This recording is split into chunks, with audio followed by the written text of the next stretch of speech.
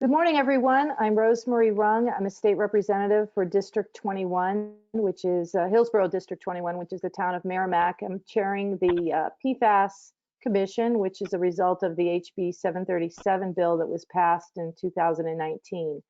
So welcome. I would like to call the meeting to order at 10:01. And all of you should have received the minutes from our March meeting.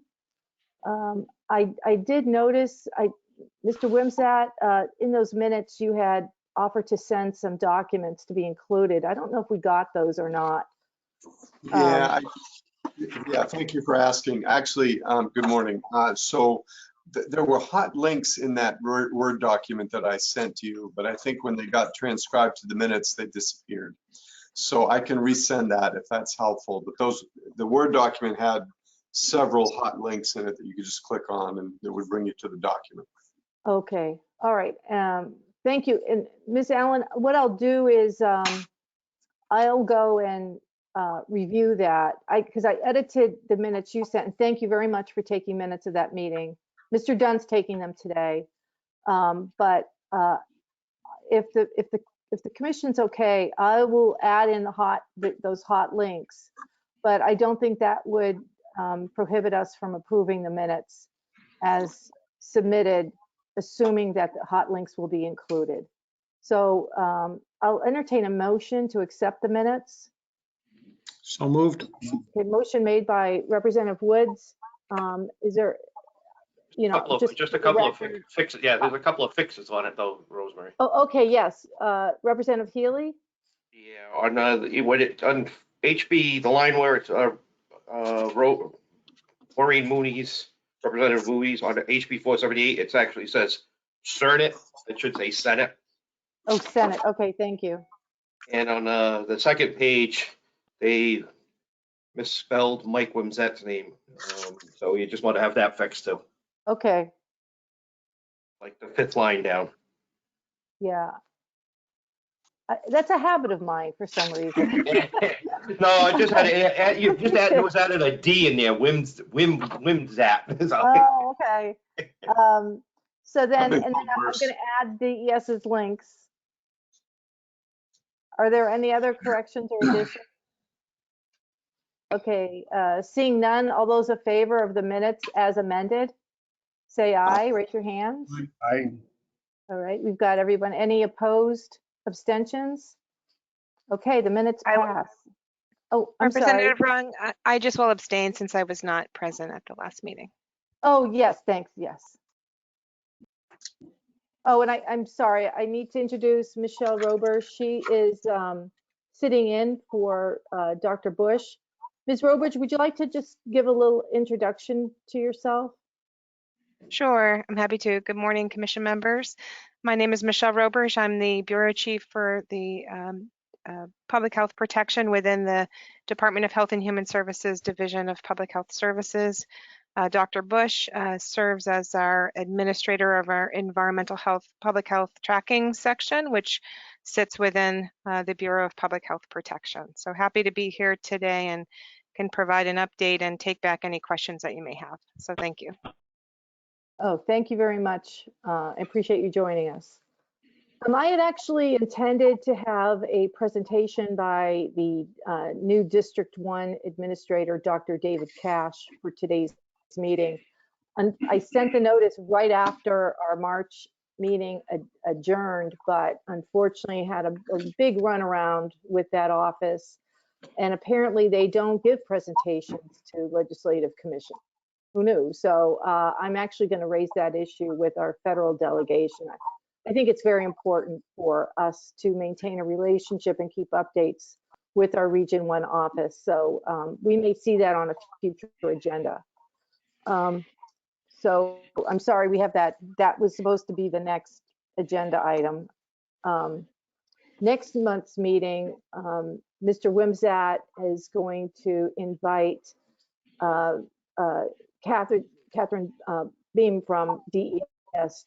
She's, I don't know, is she Chief of Air Resources, Mr. Wimsatt, but she's going to give an update report on Saint-Gobain's air emissions RTO. Would that be a fair explanation, Mr. Wimsatt? Yeah, she's not actually a director of the division. She's a bureau chief there. And forgive me, I don't know her exact title off the top of my head. Oh, But okay. she's Doesn't been very matter, but involved. Sure, she's been very involved in St. Cobain, issues.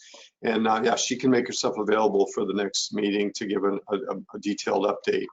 And I do have an update. I usually get an update from her, so I'll have some somewhat more general information today. But then I've already spoken with her. She couldn't participate today, but she'll be available. She'll make herself available for the meeting next time for something more detailed. okay, I And appreciate that.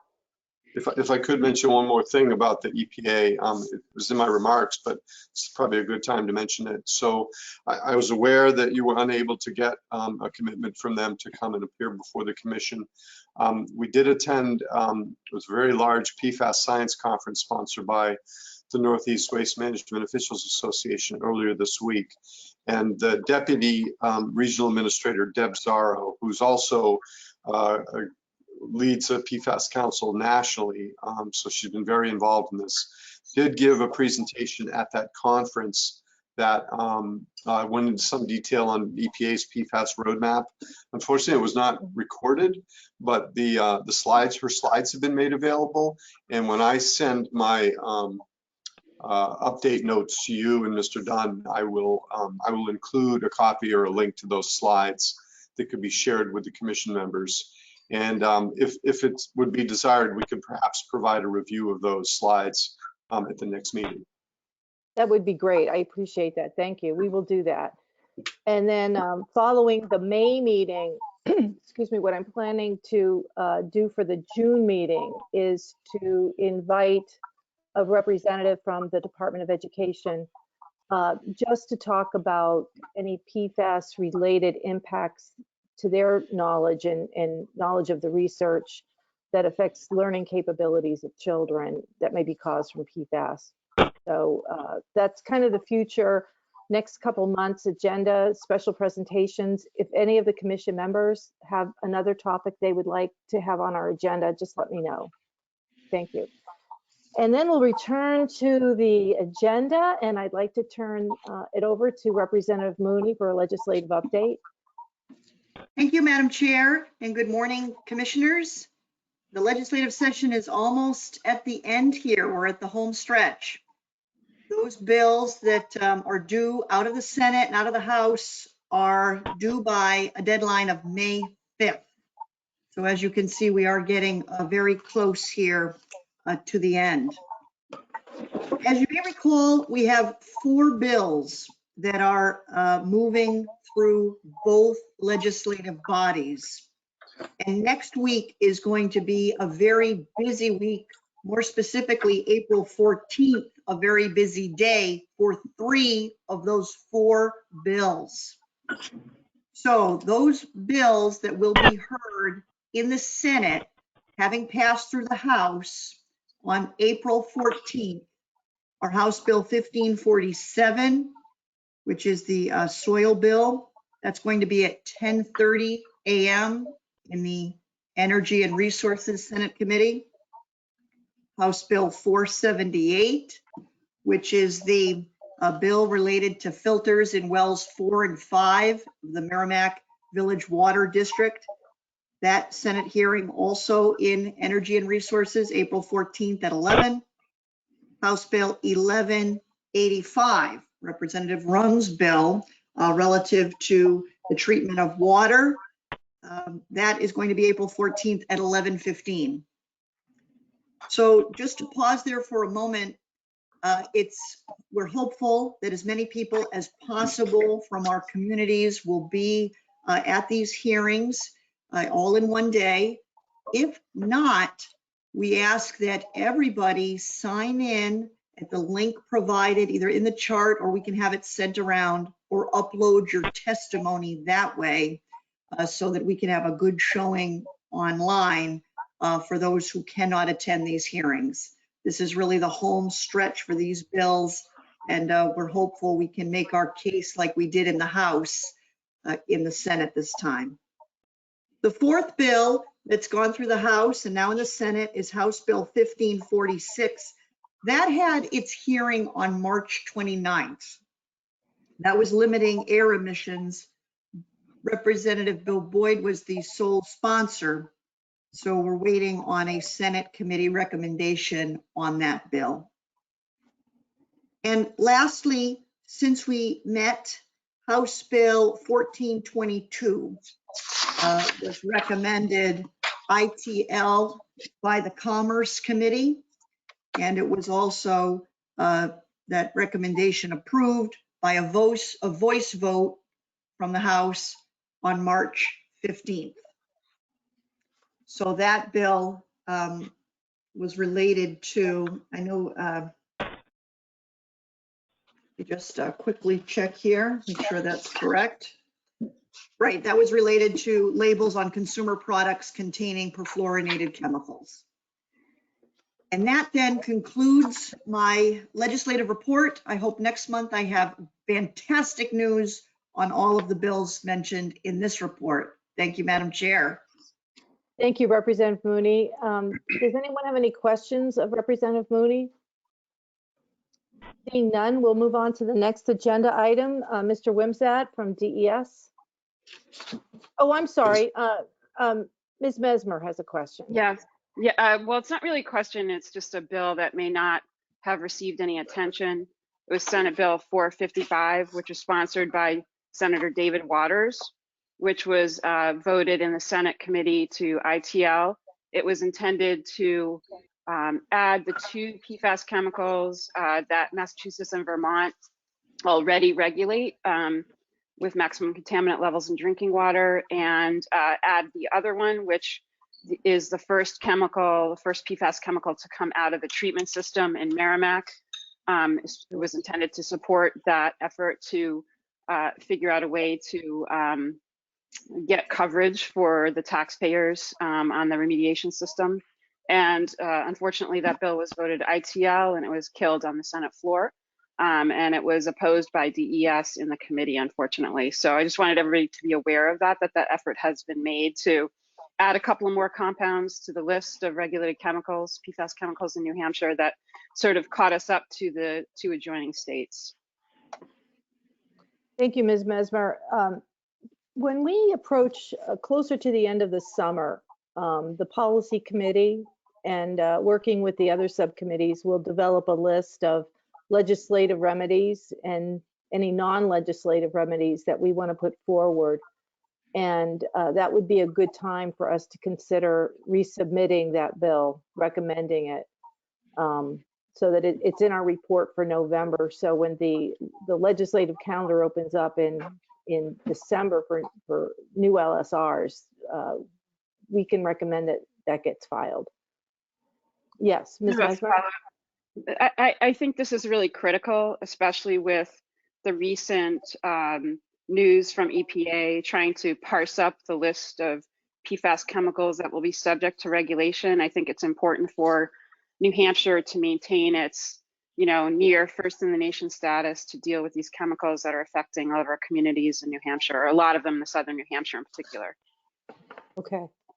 Well, then maybe perhaps prior to that, or in August, we can have a specific agenda item on this so that we can get a report from DES about their position on it, and we can provide their input through Mr. Wimsatt on what we believe should be the path forward on expanding that list of PFAS chemicals.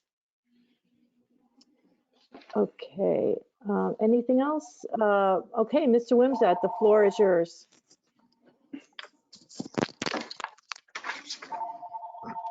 Thank you, Madam Chair. So good morning, everybody.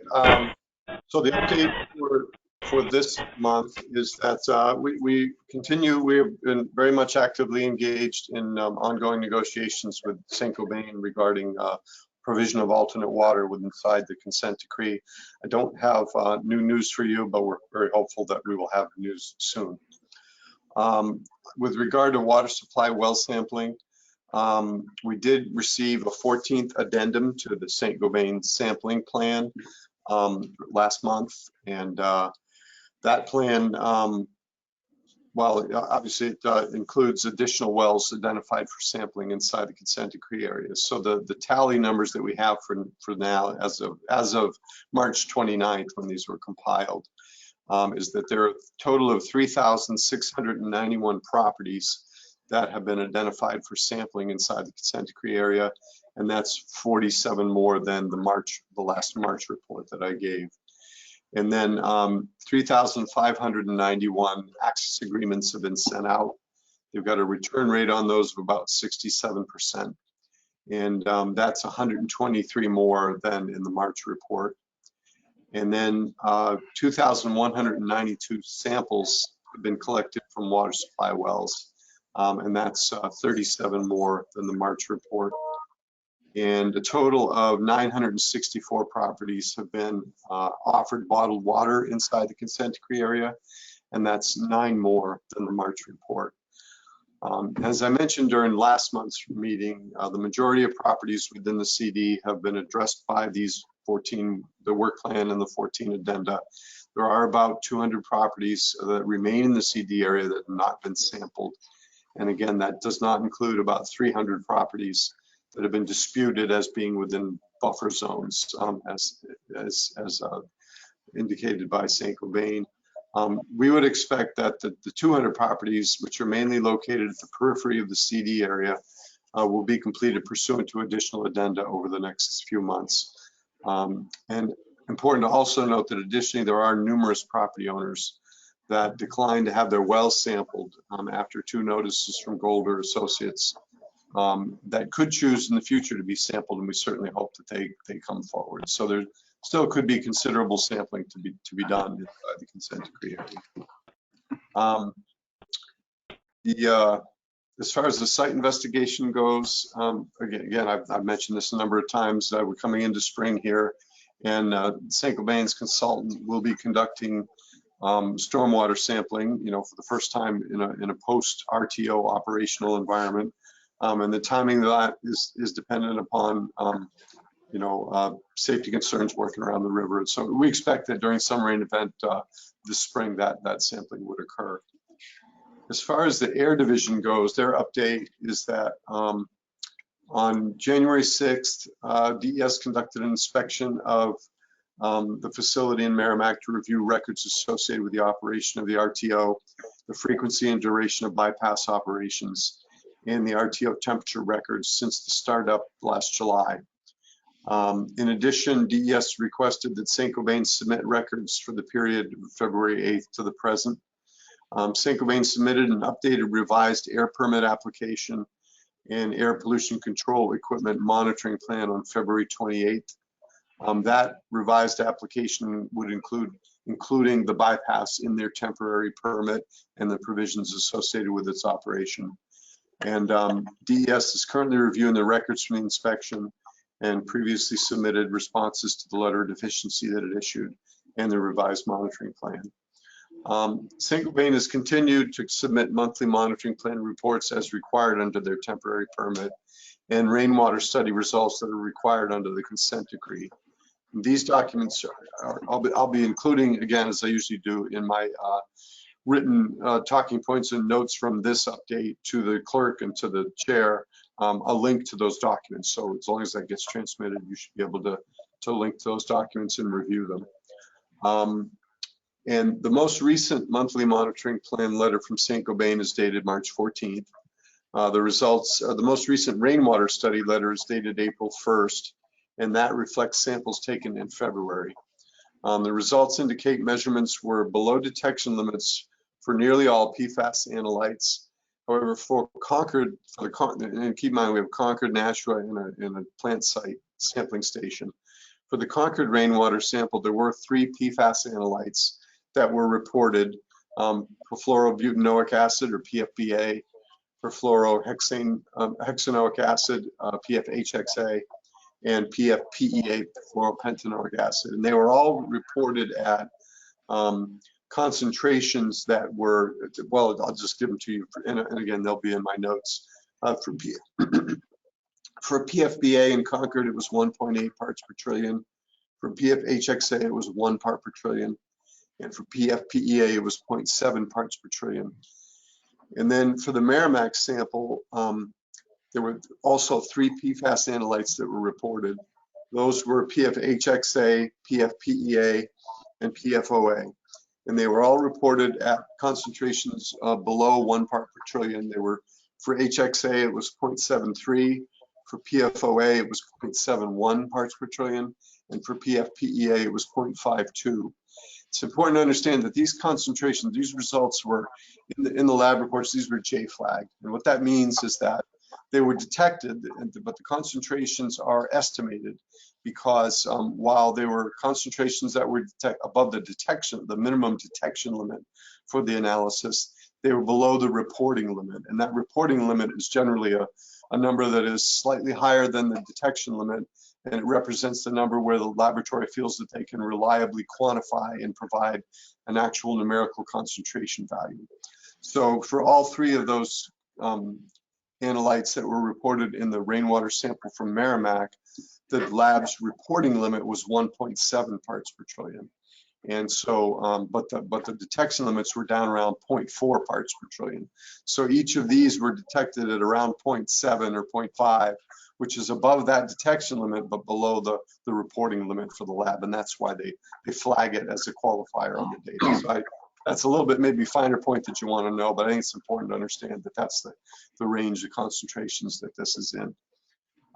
So as a result of initial comments from DES to Saint-Gobain on the stack test report for the September 2021 stack test, Bar Engineering submitted a revised stack test report at the end of January, and DES submitted additional questions to the company and Bar Engineering on March 1st of this year.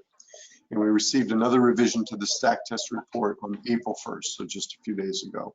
And we are reviewing that most recent submittal and preparing a response letter regarding the stack test. So looking forward, I want to make sure it's clear that, you know, Air Resource Division is looking to complete the inclusion of the bypass in the current temporary permit. That's important because then they are anticipating getting a proposal for the second stack test, which is required to occur under the temporary permit in September of this year. They'll be getting the proposal for that. They expect to receive that in July, and they want the temporary permit to reflect the current configuration of the system before they get that. So a lot of work to do in these next few months to get prepared for that. And again, as I mentioned, probably Kathy Beam from the Air Division will plan to attend next month's commission meeting to provide a more complete update and to answer your questions. And I think that concludes my update. Thank you very much, Mr. Wimsatt. Are there any questions of Mr. Wimsatt's report? Mr. Dunn? Oh, you're on mute, Mr. Dunn. Right. Mike, thank you for all your work. I just want to let you know, people here in Londonderry now are, as they get their water, they're reordering their next supply because it's taking about 3 to 4 weeks. So I just want to let you know, I appreciate your effort to get an alternate supply. It will be much appreciated because a lot of people have issues with supply where how much they can take at one time. So whatever you can do on that issue would be appreciated. Thank you. That's very, very helpful to understand. Any other questions for Mr. Wimsatt? I have one. You know, so Mr. Wimsatt, we've been doing testing within the consent decree area for years, right? When's it going to get done? I mean, I just can't imagine we're still testing private wells after all this time. And during that time, people may have had high PFAS concentrations. Well, as I indicated, we're getting close, right? We have basically for if you don't count where offers have been made for testing and declined, and you don't count these 300 in the buffer. And by the way, on the buffer issue, we're trying to schedule a meeting with both Golder and Saint-Gobain to reconcile that issue. So we're hopeful of getting that reconciled in the near term here. But if you set those aside, because those one set is folks say they don't respond, they don't want to be sampled, and the other set is it's under dispute. If you set those aside, we're really looking at about 200 wells remaining, and now it would be our hope and expectation that those will be identified in the next few months for sampling. and that we would get those done. So it's been a monumental effort, as you can imagine. And as you can see there, I think the numbers are that even with, wells that have been declined and disputed, we're coming up on, we're sneaking up on 4,000 properties that were identified for sampling, which, and unfortunately, because of the nature of this, the fact that there are legal considerations here, the process that Saint-Gobain follows to do that is a multi-step process. It includes getting an access letter. It includes making sure that, the attorneys review any concerns that residents have, and then getting it scheduled for sampling. So, nobody's happy that it's taken this long, but we're glad that we're getting, towards the end of the road here inside the consent decree as far as getting people sampled. Those 200 homes, have they received letters, permission letters, or they haven't been in the process yet? No, so what Saint-Gobain has been doing is following this sort of iterative process where they sample, wells that we agree are maybe the most urgent to sample. And then when they get the results from those samples, if they get detections above standards, they will then, draw this 500-foot radius around that, and then identify additional wells for sampling around that. So that's the sort of iterative process that they've been following. And that's why the most of these 200 wells that haven't been sampled yet, haven't been offered sampling yet, are around the periphery of the consent decree, because they've more or less kind of been working from the most heaviest contamination, which is the area closest to the plant, and working their way out to the outer edges of the consent decree area. Okay, so those 200, they've been identified as being within the 500 feet area? No, they've been identified as being inside the consent decree. It's been our position that anybody, no matter who they are, where they are inside the consent decree, potentially has contamination as a result of the air emissions from Saint-Gobain. So it's our position that all of those wells, anybody who has a well inside the consent decree should get an offer for sampling. Okay. Where that has not happened is with these disputed areas. And then with these 200, I will tell you, we're still sorting out. I mean, I think there's some feeling on the part of Saint-Gobain that to the extent that those wells haven't been identified as being within 500 feet of another exceedance, that maybe they don't need to sample them, and that is not consistent with the agency's position. We believe that anybody inside the consent decree should be sampled. All right, that clarifies it. I was just wondering if there were 200 that have already been identified but haven't been sampled yet. Identified as having, within 500 feet of a contamination. Okay. Right. No, they have consistently followed that. So if any well that is located within 500 feet of a prior exceedance does get an offer for sampling. Okay. All right. Thank you very much. Ms. Mesmer? Yes, sorry, I sent ahead a bunch of questions I had late last night, so you probably didn't get a chance to review them yet, Mr. Wimsatt, but I just wanted to give them to you ahead of time. One of the first questions I have from today, though, is we had talked about how many private wells outside the consent decree area were above MCLs. Could you update us on that? The last count I have is 1,094. Yeah, I apologize. I don't have an updated number for that, but I could certainly put that on my list for next time. Yes, please.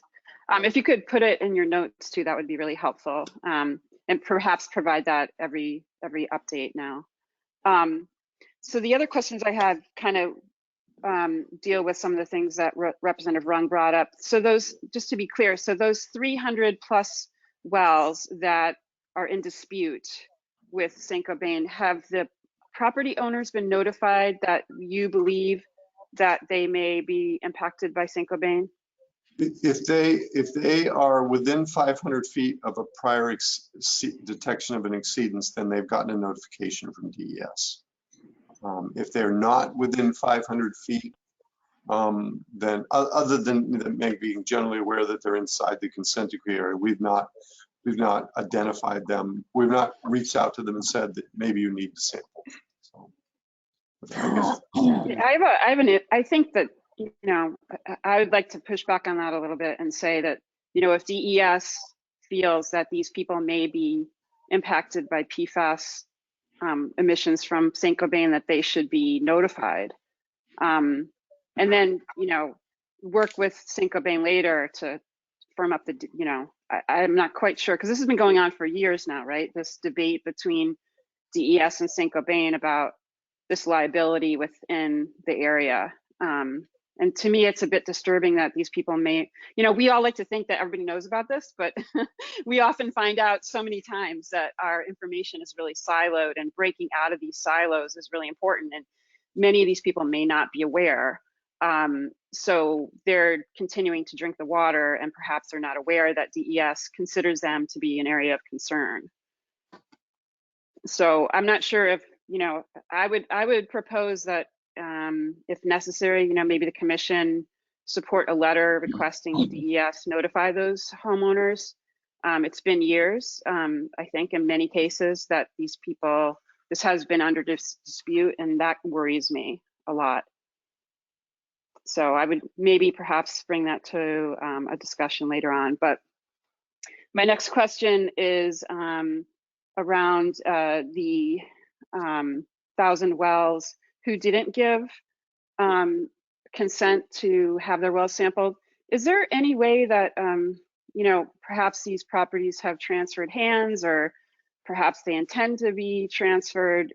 Is there anything that happens when a property transfer happens in this area that notifies the new property owner that an offer has been made that's not been taken up, or you know, something to that line, so that we don't miss all these people that possibly have just moved in, that the prior property owner was notified that they may be an issue, but for whatever reason they decided not to take up the state on that offer or Golder. Is there any way to catch those people? That's a great question. I don't really know the answer to that. I mean, the answer is that no, we don't have any system in place to provide some kind of automatic trigger for a notification upon property sale. Now, obviously, realtors have a responsibility to make people aware of the location of the property in relation to you know, this consent decree area and the concerns. I don't think that happens very often, to be candid.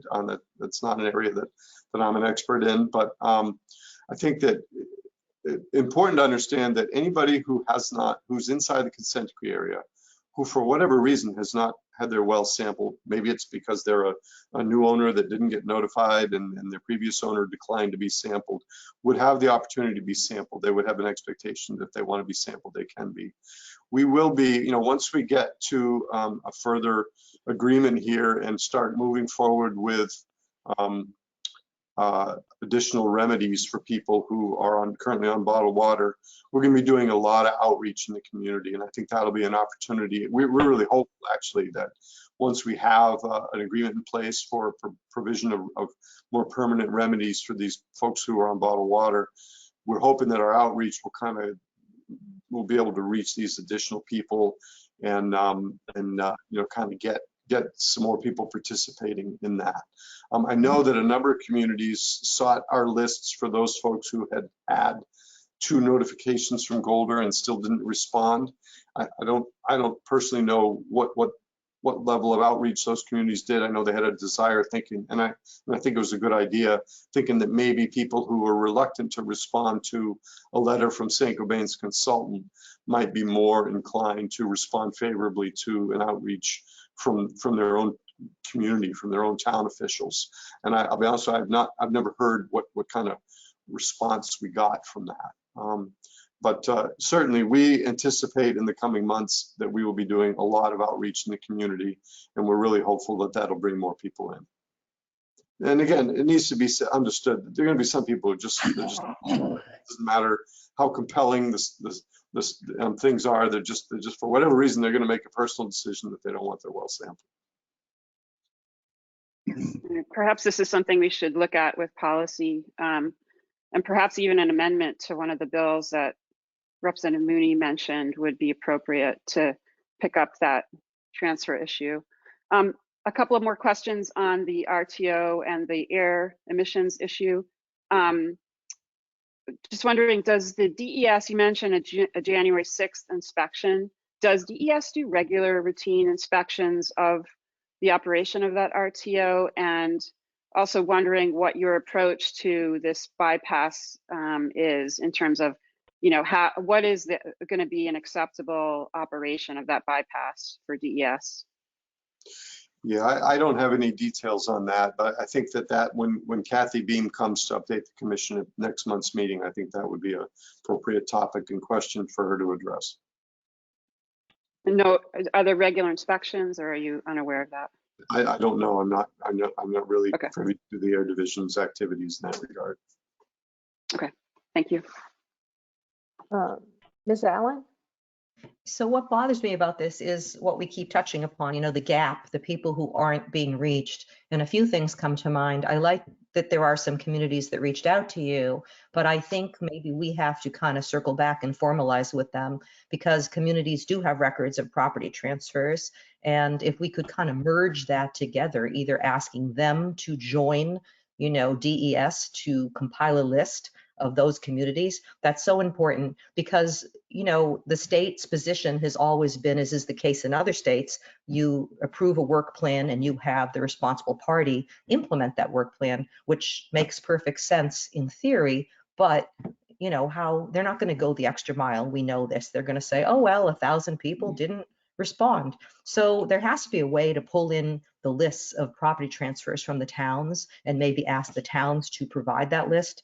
Can we direct the towns to work with you? It bothers me if we ask them to work with Golder that, you know, something gets lost in the translation. So that's one piece that is bothering me. And thank you, Ms. Mesmer, for, you know, really driving that point home. It's so important to people. We see all the time on social media, someone comes to town, they're like, whoa, we knew nothing about this. What's going on? How do I get my water tested? So I am continually giving them the contact information, and they say thank you, and then they do that on their own. But a lot of people don't use, you know, they don't even know these groups exist. How do they know there's a Merrimack water issues group? You know, you would never look for that. You'd look for the community gossip group or something like that. So that's one piece. The other one is when we talk about that, the 200 homes and, you know, the various parts, you know, those are people that I worry tremendously that they don't even necessarily know that they need to protect themselves, or the 1,000 homes that haven't been sampled. We really don't know what their level of awareness is over the harm to their family.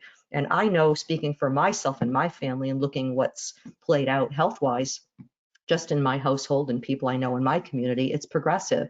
I would have loved to known way back when, even when UCMR3 was there, or water tested at, I think, 45 parts PFOA in 2013, 14, whenever it was. Boy, that would have been just a couple more years, you know, that we could have done our own research and protected ourselves. So is there, I'm trying to think how we can get at this.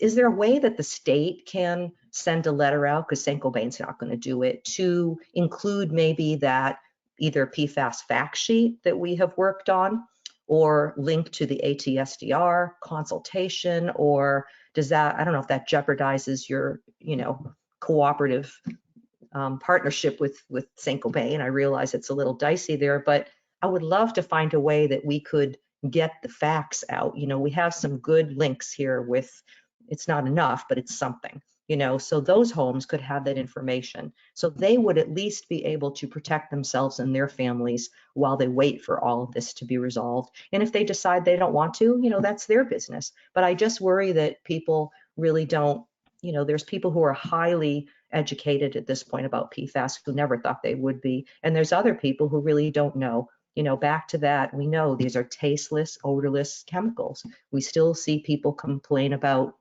water discoloration, which is due to flushing, or smells of chlorine. And that's not PFAS, you know, we know that. So, you know, those are the things that I worry about, how to catch those folks that did sell and those new owners. I think we can do better by communicating, coordinating, and how to get some info fact sheets to everyone who hasn't responded, who is in limbo, so they at least maybe say, whoa, there's a reason that I need to follow up on this, right? That might give them a little more momentum.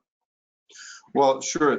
Going to your first question about the transacted homes, I mean, at some level, that's almost really easy, right? Because it almost doesn't matter whether they've transacted or not. What the town could do, because I think towns have already attempted to do this, we connected them with Golder. Golder had the best data on this because they're doing this whole sampling regime, right? So we connected them with the towns, and they provided through Jeff Martz and making sure that we gave it to them in a format that they could process a list of the folks who had received 2, or the addresses, if you will, for folks who had received 2 notices and invitations to sample and had declined them or not responded. And what we could do is, with those same addresses, and that list can still be generated. We know what that list is. We could provide that to the town, and then to the extent it might take a little work on the town's part, so that if properties are transacted, they would presumably have, they send tax bills. I'm sure they're pretty good at that. So presumably they would have the mailing addresses, even if they're not the street address, the mailing addresses for the new owners, and then just do an additional mailing similar to the mailing they did before. That would put that. That's probably the most efficient and effective way to get notice out to those folks again. We'd certainly be happy to, provide, template language for the letter, and I think we have kind of worked the details out on that, anyways, in the first round. So I think that's a great idea. I think that'd be a good way to try to recapture for those homes that may have sold, get notice out to the new owner. Ms. Mesmer? I just want to follow up on that point just one more time. So in response to Rep. Rung's question about why is this taking so long, now we have a group of about 1,500 properties plus, between the 1,000, the 300 that are under debate, the 200 that haven't been sampled. And that, perhaps those, at least some of those, will result in another 500-foot step out. So we're continuing to, drag this, it keeps going and going and going. And so I think it's important for us to really follow up on these types of things. And just an example is, after the kidney cancer reports came out in the news, I got a call from a woman who lived in New Jersey who has kidney cancer. And she was unaware of the fact that her home that she had sold previously then tested above the MCL. So she called me just kind of saying, I have kidney cancer, isn't that weird? And I said, did you know your house that you formerly lived in for 25 years is above the standard? And she was unaware of that. So, this is really important, especially people that move away, people that move in. I mean, not everybody stays there for 25 years. So I just want to put a finer point on, how important this is to really make sure that we count these people, that we let these people know that these health impacts may be showing up, that can be handled before it becomes stage 4. So I just want to reiterate that.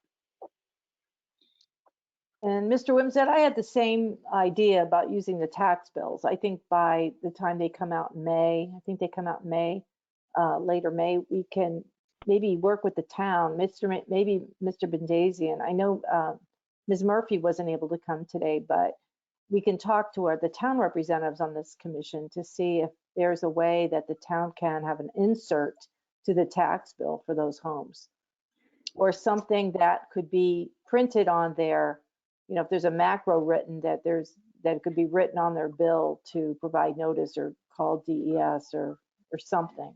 But Representative Wood, did you have a question? Oh, Mr. Bendazian, I'm sorry. Well, I would concur, Mr. Wimsatt, that it would be very helpful to have an updated matrix, and I would not isolate just new property owners. I would send letters out, if communities have already done it, to properties. Again, there's really no downside to doing that. So if there's an address matrix that can be produced again of those properties that haven't responded to 2 notices, so the towns can do mail merges, I think that would be great. So I also would encourage that. Just to your comment, Representative Rung, Department of Revenue Administration is very, very temperamental about what can be put on a tax bill. So I doubt that they would allow PFAS information, unfortunately. Maybe we can put it on the envelope. So, other than that, since I have the floor and Mr. Wimsatt's attention for a moment, I don't know if you can give us a time frame on low-hanging fruit that we've talked about from month to month. But, way back in the beginning of this commission, we had some people from the Department of Justice present, and they came and they said, we can't tell you anything because we were going through negotiations. But I think there may be some value in having them come before this commission to appreciate that communities really have some urgency to getting this done, so we can provide some permanent alternate water to people. And again, it may not be very productive other than impressing on them that this is a matter of some urgency. And then lastly, if there are other materials from that conference that we can be provided with links to other than the slides that you mentioned, Mike, that would be really helpful certainly to our subcommittee and environment. Yeah, it was a remarkable conference. I think maybe one of the biggest PFAS conferences held. I mean, it was almost 600 people, 2 full days of 5-track concurrent sessions. I think there was something on the order of 110 presentations.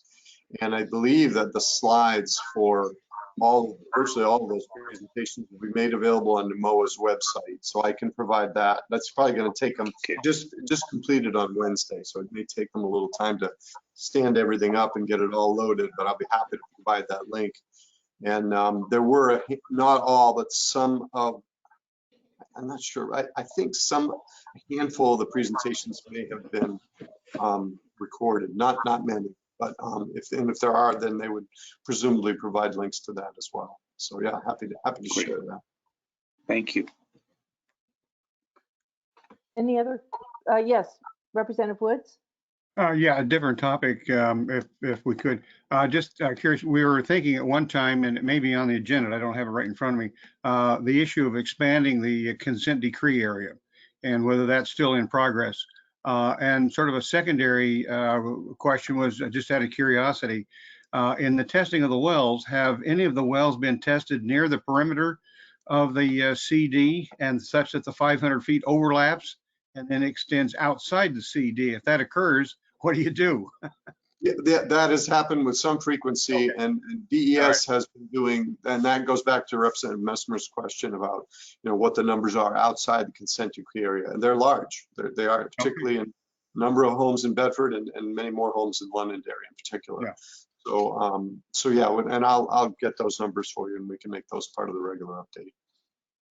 And Representative Woods, I sent that letter to House Committee Services right after the same day our last meeting. I'll follow up. I'm assuming it went out, but I need to get confirmation on that. Yeah, I'm just I kind of needed curious. to have it printed on letterhead, House letterhead. Yeah. Senator Daniels? Thank you. I don't believe that people are going to perceive the testing as being urgent until a deadline is set. Notification is sent to those that have not been tested or don't want to be tested, and saying you have until this date to have your property tested. Otherwise, you will not be included in whatever mediation comes around. I mean, I see it very similar to some of these settlement suits I get from different stocks and things like that, that they say, you've got until this time to put in to be a claimant on that. Otherwise, you won't be included in any kind of solution to that. But if in doing that, number one, you'll get people to respond by the date that you've set. So, but that period of time, you've got all the testing done with a subset of those who didn't respond or don't want to be tested. But at least that narrows the subset of those that you can match against new residents coming in. If they, if someone comes in and buys one of those properties that has chosen not to be tested or whatever, they would still have the right to do that. But at least you're not working with such a large subset. But as long as you're not setting any kind of a deadline, as a resident, I could look at this and say, I have forever. to come back and determine Sure. that I tested. Senator, that's a good point. I would note that it's a two-part story. So once we get this thing reconciled, there will undoubtedly be some homes that will, for whom the remedy will be connection to either an existing or an expanded water line. And in cases like that, where an entire street is going to be provided with a water line, and we have experience with this with the work we did in Litchfield and Bedford and Merrimack. There would be a clear thing. If you want to be connected to water, you got to respond to us, and if you don't, speak now or forever, we'll hold your peace, kind of thing.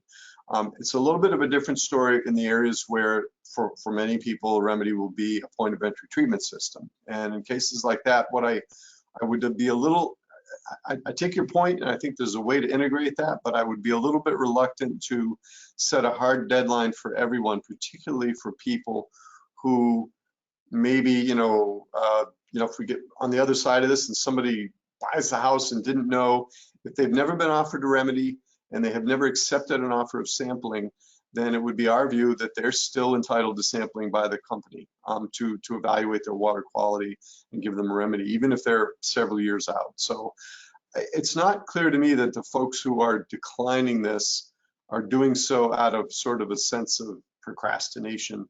I think it's more just some people just, they're interested in having someone come in and sample, and then other people are just not interested in that. And I'm not sure whether it's a deadline or the lack of a deadline that drives that, or if it's something else.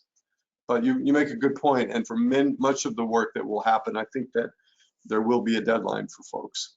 So, but I mean, I guess what I'm saying is all you're doing is trying to figure out if their water is good or bad. Right. I mean, find out if it's good or bad, at least then where you need to focus the remediation.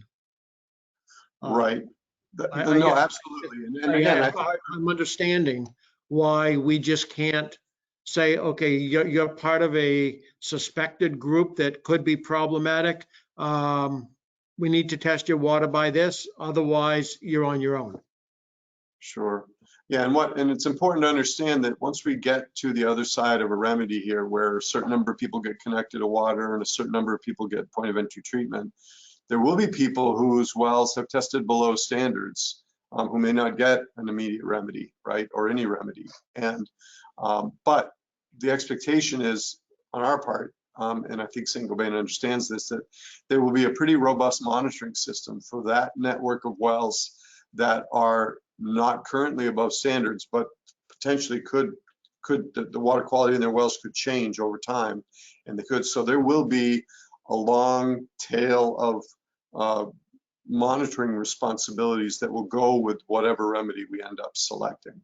There will be continual and regular and periodic monitoring of the wells inside the consent decree that have not tested above standards at this point. So it's important to understand that as well. Okay, Representative Healy and Ms. Mesmer.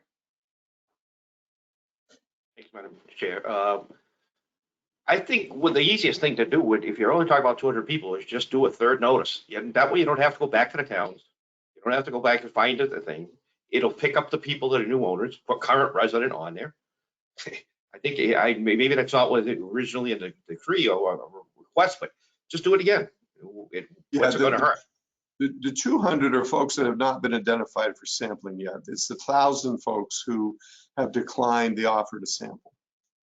Either one. It's going to be easier than trying to go back to the towns and trying to find all of the properties that changed hands. We did talk about at a previous meeting when this issue came up is that the towns would send their own letter, that perhaps when residents get a letter from Golder, they disregard it. Maybe they don't want to have anything to do with Saint-Gobain, they don't know Golder, but people would be more apt to open a letter coming from their town. I don't remember, do you remember, Mr. Wimsatt? I think that did occur, didn't it? With towns sent out a letter? I know that Jeff Martz was working pretty closely with the town officials in Merrimack and at least one other community, and I believe we were getting into the granularity of it to make sure they had all the information they needed to send that letter, and we will help them work on a template. text I'll- for the, but I can't say I ever actually saw one of the, an example of one of those that got sent to somebody. So I can't say for 100% that it did happen, but it was certainly my understanding that it did. Yeah, I'll check with Nancy Harrington because I think she led that effort for Mhm. Merrimack. Yep. Okay, Ms. Mesmer?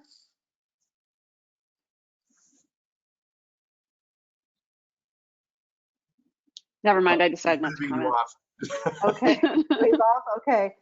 Or any other questions for Mr. Wimsatt?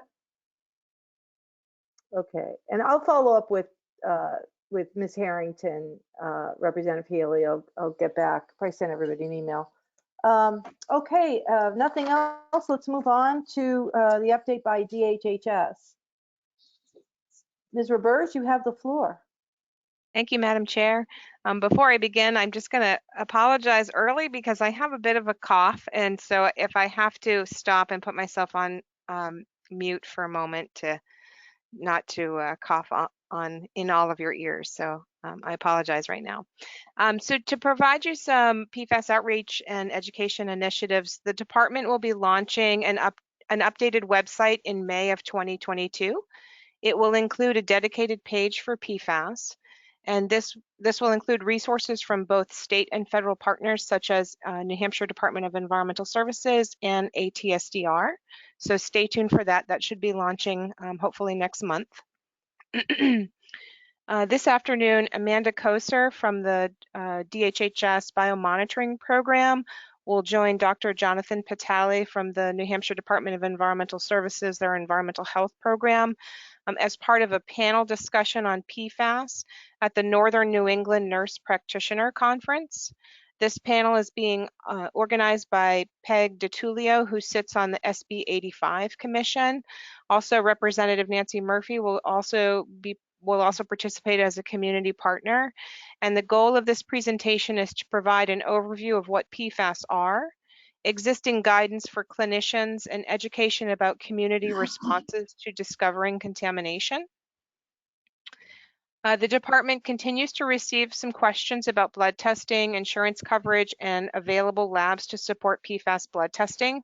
We respond to these concerns in a direct and timely manner with the information that we have available.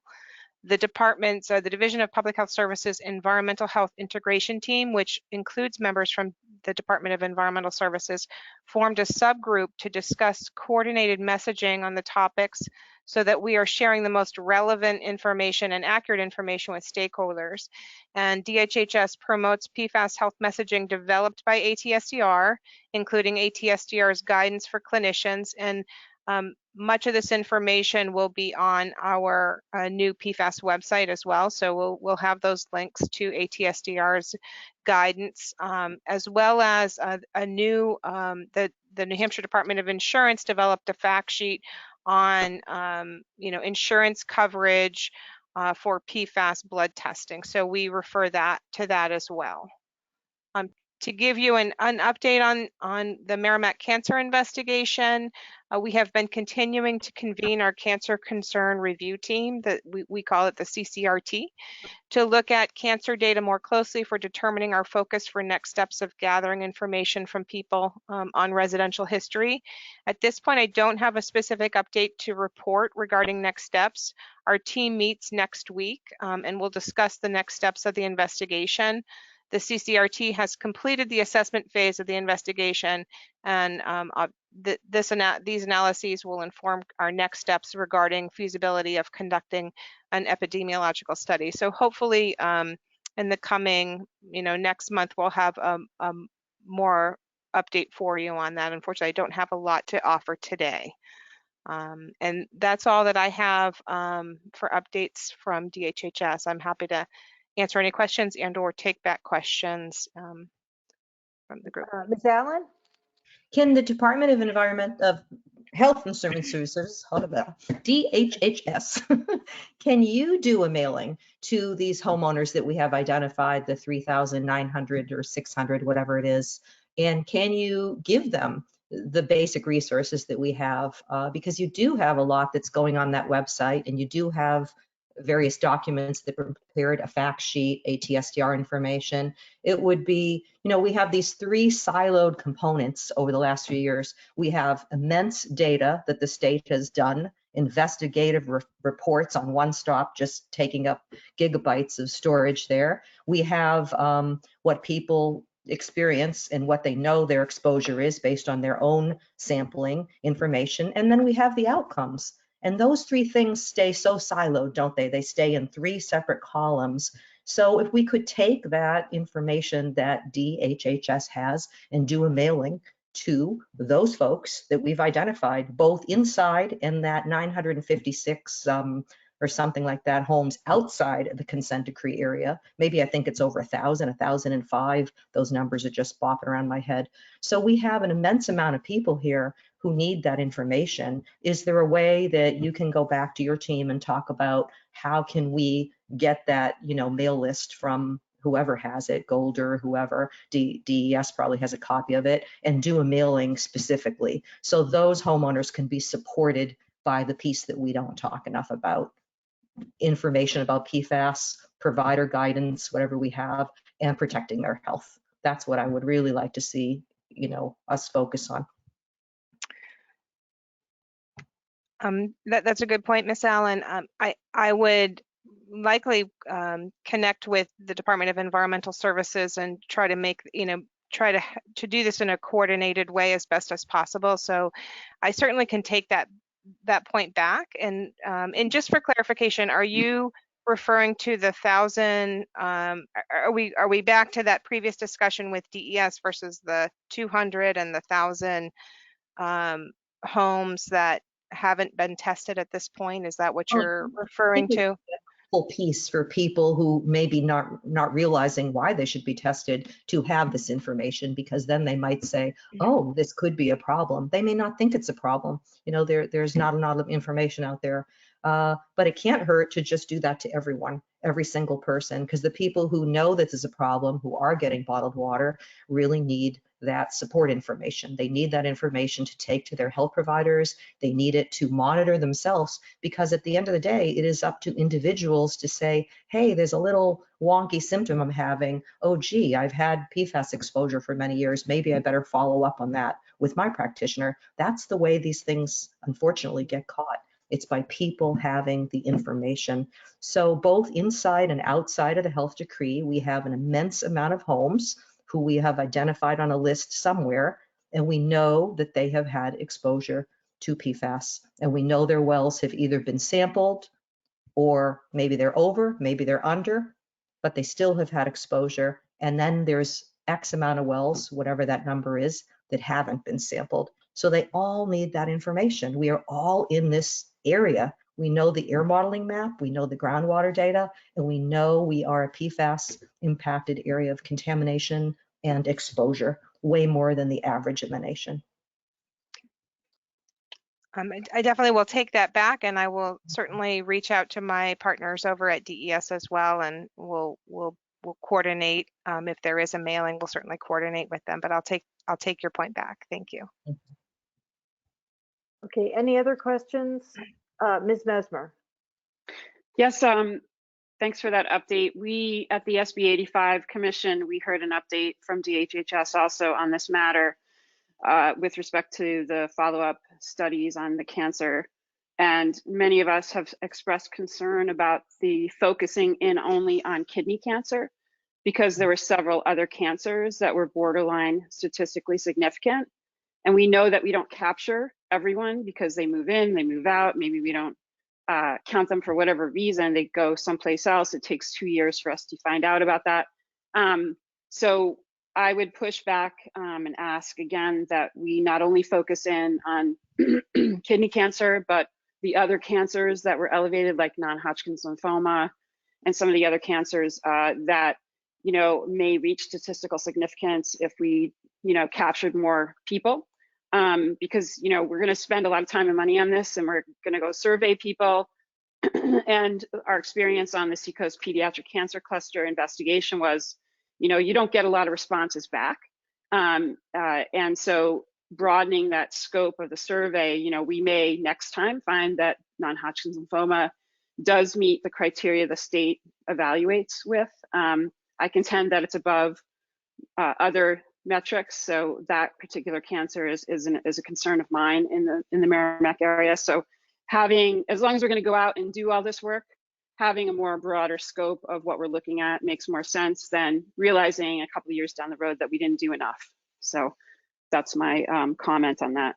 And I would ask them, if you're meeting next week, if you could take that back and say, let's not just focus in on kidney cancer, but all these other cancers that are borderline. That would probably be more efficient. Thank you, Ms. Mesmer. I certainly will take that back. I'll just note that we follow a certain protocol, our cancer investigation protocol, which is very similar to CDC's protocol, in that there are certain criteria that we use when we look at our analysis. And certainly I can't speak to this in certainly detail and as well as Whitney can, and other folks, but I can certainly just let you know that there is a process that we use when we determine kind of next steps that mirrors a CDC protocol on cancer investigations. Some of the things that we look at are there enough cases and a large enough population for statistical stability? Is there a large enough numerator for statistical stability?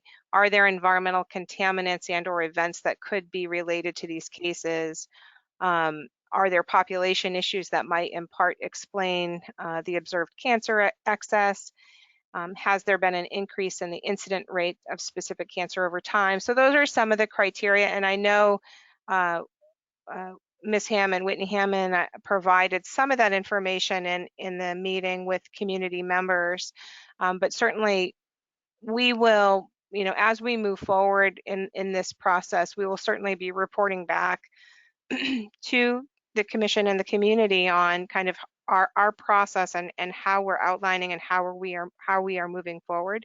But I certainly will bring your point back, Ms. Mesmer, to the team and make sure that that's heard and factored in kind of our decision moving forward. So A follow up on that, please. Yes. Yeah, so I understand that, and I'm happy to hear that you look at things like increasing rates over time because, the state determined that kidney cancer increased, but also non-Hodgkin lymphoma did over that time period too, although it didn't reach statistical significance in the recent analysis. But, I hear that all the time about the procedures, and I know there's flexibility built into the ATSDR's recommendations on how to conduct this kind of stuff. So I would hope that flexibility is utilized in your assessment of how to move forward also. I would briefly add that I know of 2 cases of non-Hodgkin lymphoma that have been diagnosed in the last 5 months. And we know that the data, the date of the data collection does lag behind what we see in our community. So I don't know how to address that, but that's a problem too, how to update this information. Okay. Are there any other questions for DHHS? I have one. Ms. Roberge, we've talked a lot about cancer and studying the cancer rates in Merrimack, but does DHHS have any plans to explore the rates of non-cancer diseases that have been associated with PFAS exposure? I mean, I think some of the challenges are whether or not we have data, what those, we'd have to identify what those are, and then whether or not we actually have data, surveillance data on what, whatever those health outcomes are.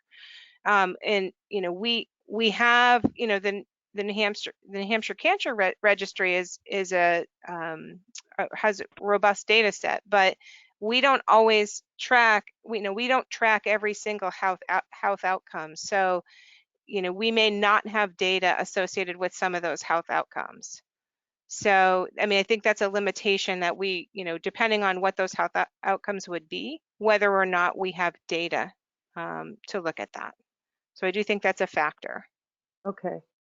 These are some of the things that we may be able to answer through a legislative remedy in the fall to provide funding for it. Also, not jumping ahead, but when we do have a meeting with DOE, I'd like to also see how learning disabilities, particularly ADHD, others that are associated with PFAS exposure, track in communities where we have had documented contamination. Yes, Ms. Mesmer? Representative Wrong, in response to that, those are all really good questions, and that is the running subject of the SB 85 Commission, which I was just elected chair last week to. And we have been trying to get DOE to come as well to our commission, and I'd like to suggest a joint commission meeting if we can get to someone from DOE to answer this question. So the SB 85 Commission is trying to create, to gather up all the systems in the state and figure out where the gaps might be, and being able to track not only cancer, but chronic, environmentally triggered chronic disease, and create dashboards for the state to use to track these kinds of chronic conditions. In the end, the goal is to have the state be able to track them. We kind of learned a lot through the COVID pandemic about what is there and what isn't there and what needs to be there. So I think it's a good step in the right direction that there's some of these changes that are being made with respect to PFAS on the state's websites and things, but we do have a ways to go. And anybody that's interested in this issue, absolutely come to the public meetings of the SB 85 Commission and watch and have input into those meetings, because this is really critical, I think, in this state to be able to track environmental exposures and chronic disease outcomes. Okay, and we can talk offline about having a joint meeting. That would be great. All right, thank you. Any other questions for Ms. Robers? No, thank you very much. I appreciate your participation. The next agenda item is subcommittees. Are there any subcommittee reports to bring before the commission? None. Okay, I just want to remind the subcommittees what the process is, because I know it can be really confusing, and those of us that have been on this for a while, we forget that there's others that may not be aware. But all subcommittees have to be publicly accessible. They can be in person, or you can use this platform. Amy Russo from DES has been phenomenally helpful. She is very eager to help set up these meetings, but they have to be publicly accessible. The work of the House is winding down a little bit. We're just having hearings and executive sessions on Senate bills. So there is more accessibility to hold face-to-face meetings. But as long as the meeting is publicly accessible, we can still use the GoToWebinar platform through DES. But any meeting, all subcommittee meetings have to be public. They also have to be noticed in the House calendar. To do that, they have Heather Goley, who is the committee assistant that supports our commission. She has to be notified by Wednesday evening of any meeting. And there's typically at least a 5-day notice. So you can't just set up a meeting for the end of the week. You have to be able to have it noticed by a Wednesday of 1 week, and the earliest you can have it the following week. I think you could have it any time the following week, but it has to be in the House calendar on Thursday. That comes out on Thursday. But if you have any questions, you can please get in touch with me or get in touch with Amy Russo, or I can get you in touch with Heather Goley as well. I did take some notes during today's meeting that I think it may be worthwhile for the communications subcommittee to meet. And I do have an addendum to that roster that I sent out a couple meetings ago. Ms. Mesmer is part of the communications subcommittee. I'm sorry, Ms. Mesmer, I forgot to add you to that. But I do see the communications committee could really address how do we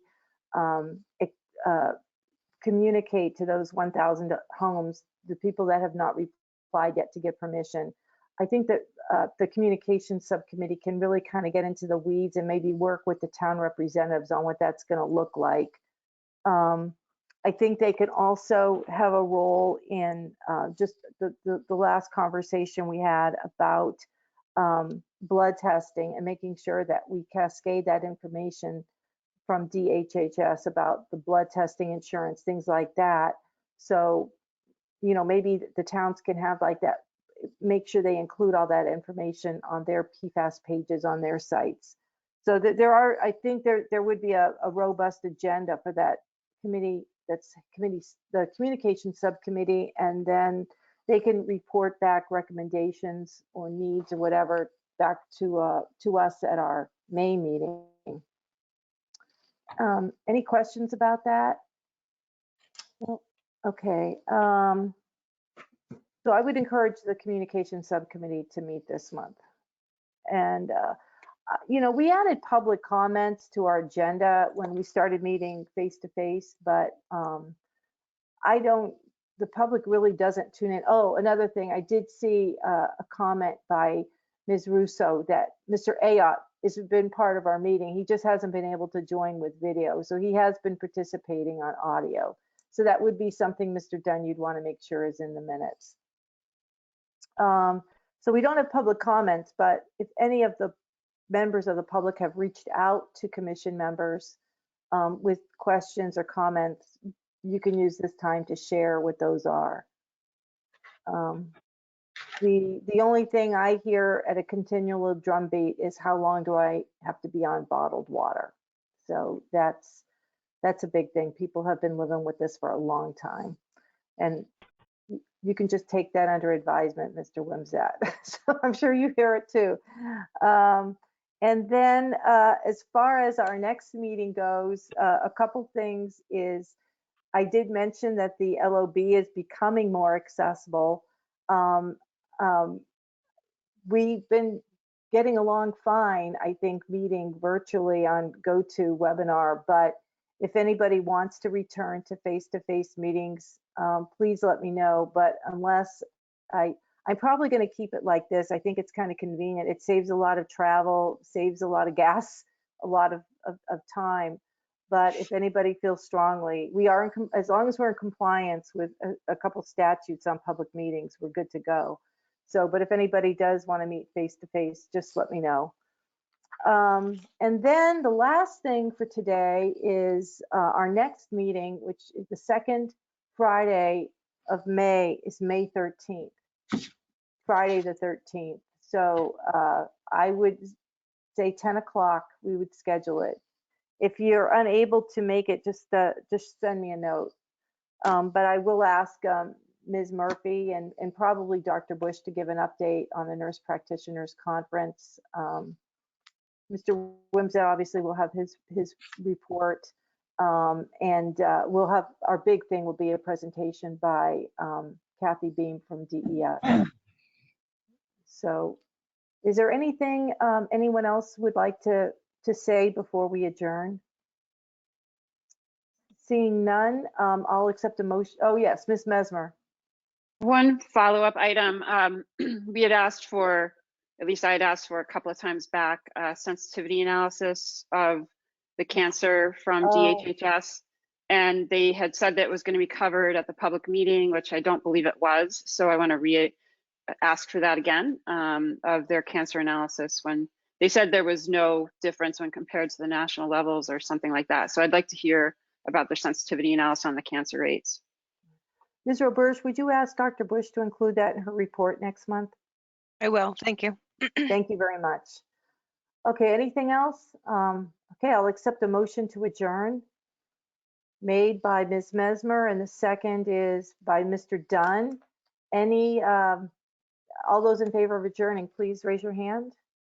Okay, we are adjourned. Have a great weekend, everyone, and thank you. And thank you, Ms. Russo.